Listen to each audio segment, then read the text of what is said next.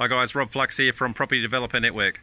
We're here at the end of day 8 on our 1-3 subdivision, plus reno of the existing house that was on one of those lots.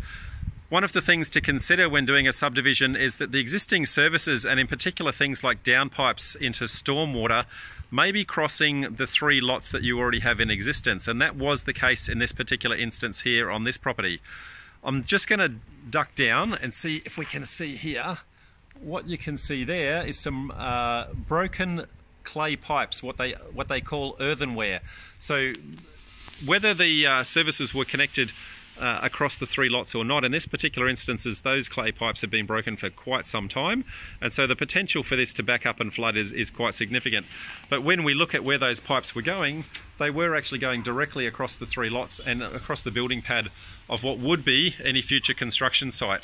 So what we've done today, we've actually taken the time to redirect the downpipes. So what you can see here, see if I can angle it right, we've actually redirected the downpipe. Instead of coming down and into that earthenware pipe that we had underneath, we've now got that going across the house, and I'm just going to try and dodge a bit of a maze as I come to the other side.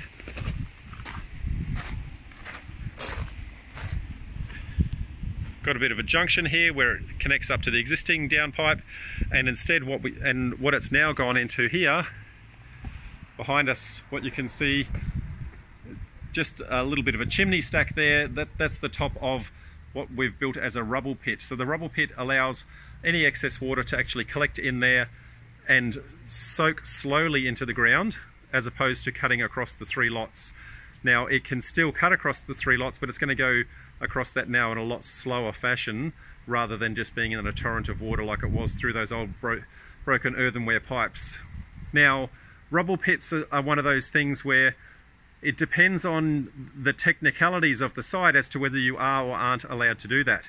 In this particular instance, the 3 lots were already in existence, and so for us to cut across the 3 lots was actually going to be something they call inter-allotment drainage, and something that would actually require an easement over the property. However, we have an as of right, because it was already on the 3 lots, we have that as of right to put that rubble pit here, which is A, a lot cheaper, and B, going to be a lot quicker and not impact the building site on the other lots.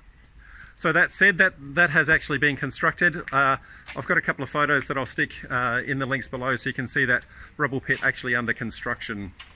What I'm going to do now is actually go inside. We're pretty close to the end of the painting process on the inside. A couple little touch-ups and adding some what they call furniture, which is hardware handles and the like. You can actually see the colours starting to come into play now. Everything's nicely cut.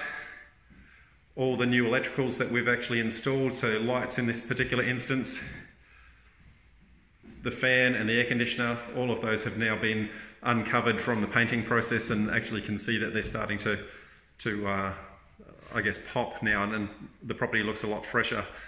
One of the things that we've got to do next week, and you won't actually see many updates from me next week, 1, because I'll be away interstate at the Australian Property Expo, and 2, because the work that we're going to do inside is actually going to be on the floorboards. If we have a look down here, these beautiful wooden floorboards, we're going to cut those back, sand them back, stain them, re-varnish them. That process takes a couple of days for each layer of varnish to dry.